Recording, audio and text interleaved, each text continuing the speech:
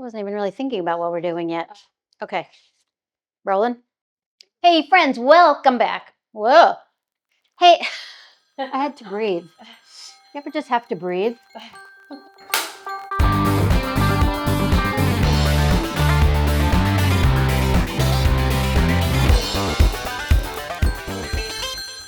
Hey, friends, welcome back to the Chefsmartypants Academy. Woo, here on YouTube, our new home on YouTube.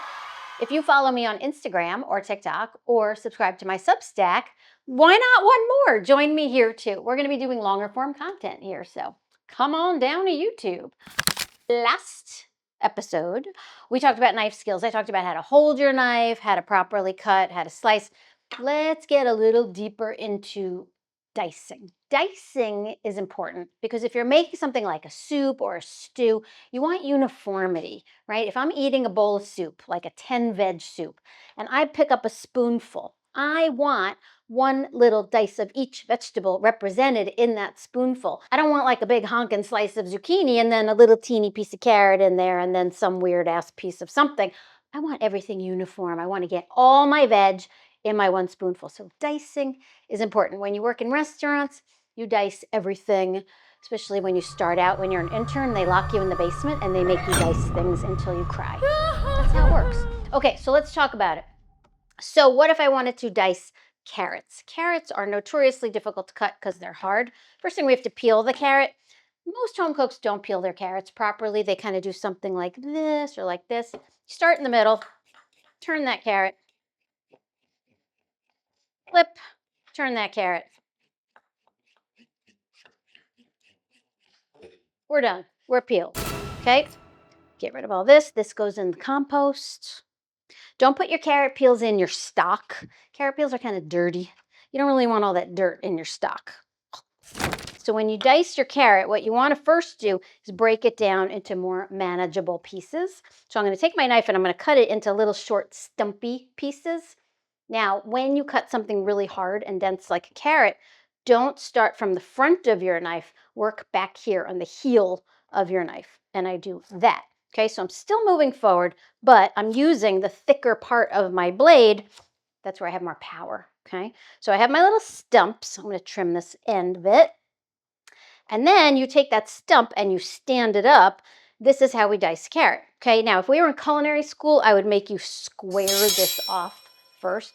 There would be some scrap. We would use that in stock or soup or something. But at home, you don't have to do this. But what I do is I look down and I slice little planks, and the thickness of those planks sets the size for my finished dice. Okay, so I've got my little planks there.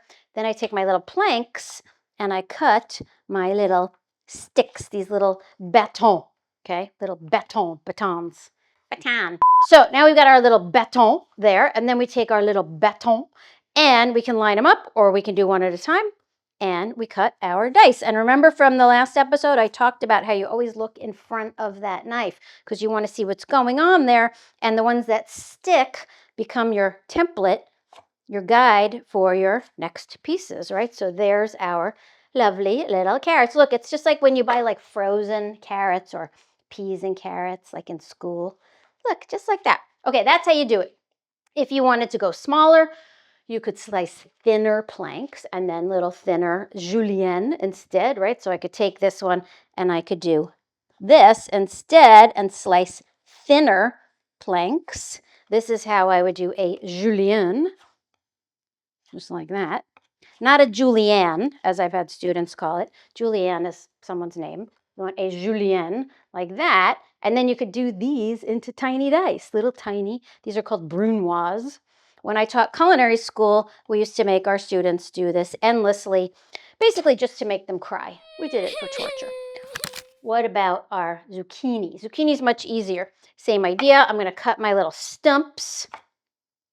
And it's the same concept. You take your little stump, you stand it up, you cut your planks, and then I take my little plank.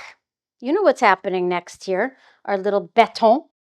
And don't peel your zucchini. When you cook with zucchini, you never want to peel it, because if you peel it, what do you have left? Just like white, tasteless mush. Okay, it's really all about the skin. And then I have my little dice. there of my zucchini. So just like that, much easier than the carrots. Peppers. How do we do a pepper? We've done this on Instagram. You've seen me do this before. You take your bell pepper, okay? I'm going to slice off the very top and the very bottom. I save these. These do not get tossed. Valuable. It's food. But now you can look down at that pepper and you can see how we have these 4 sides. It's like a square. That's good because I'm going to take these 4 walls off of my pepper. So right where there's almost like this little connector joint there, I'm going to cut down my first side, just like that. Now I could keep going, 1, 2, 3, or I can lay it on its side like this, and I can actually unroll it. There we go. Take out that last little bit of membrane like that. Voila. Here's my planks of my pepper. Now I have nice flat pieces, so much easier to work with, and you know the drill. Cut your little sticks, cut your little dice. You can go bigger, you can go smaller, whatever you want, right? But once you know how to do it, all vegetables break down basically the same way. So that's kind of how you dice everything, guys. That's all there is to it, right? You break it down into manageable pieces, cut it into planks, cut it into those little sticks, cut your sticks into little dice. You can do it. I have faith in you. But you're going to practice this week. This is your homework. All right, so now you know how to dice. I want everybody to practice during the week. This is your homework. You're going to practice. But in between practicing, let's talk about cutting onions. Because every time I teach a class where there are onions involved, I get the same question. Of course, what's the question? Yes, how do I not cry? The reason you cry when you cut onions is actually 2 reasons. The first is that your knife is not sharp enough. Okay, now down the road, we're going to talk about sharpening knives using a sharpening stone, but you need to use your steel and you need to hone your blade. You need to keep that blade honed. Honing is like that refining of that already sharp edge. So you have to do that. A sharp knife will minimize the tears. The sharper your knife, the less you cry, okay? So you have to have a sharp knife, but it's also in your cutting technique, because if you don't use that clean forward motion when you cut an onion, you're going to be crushing those onion cells, and all the sulfur in the juice in there is going to hit the air, and then we're going to have a group hug, and we're going to have to stop the class, and it's like a whole big mess. So it's all in your cutting and in having a sharp knife. Okay, now you grab your onion, you identify the root end from the stem end, okay? These are the roots. This is the stem. Hold it on its side and cut off that stem end first, right? We're going to leave the roots on the whole time. You'll see why. Then I'm going to stand this up on that little flat base. This is for safety. And I'm cutting in half right through the roots, just like that. Now I peel. Don't struggle to peel an onion from its whole form. I see people doing that all the time, and you're just gonna waste valuable life and valuable brain cells, okay? So peel your onion once you cut it in half, because it gives you an edge to grab onto. Okay, now if I were just slicing this onion, if I needed sliced onions, I would curl up my fingers like I always do. I would grab my knife the right way, and I would start by going in that forward, clean slicing motion. There are my sliced onions. But this is dicing day, people. We're going to dice. So what do we do to dice? We turn the onion so those roots are pointing away from us, okay? And I take the very tip of my knife and I make little parallel cuts. Notice how I'm pulling. It's the same as that moving forward. Here's what I'm not doing. That, okay? Make those little cuts. Now those cuts are going down to the board, but they're not going through that root. That's why the root stays on. It holds everything together, okay?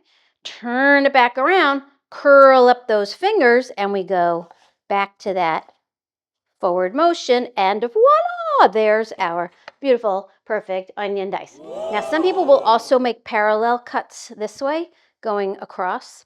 I don't really like to do that. I don't think it's very safe. The only time I do that is if it's a very large onion, but otherwise I don't recommend it.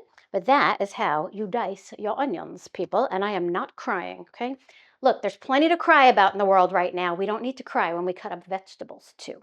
Okay, so that's how we do onions. Hold on, we're gonna do garlic last.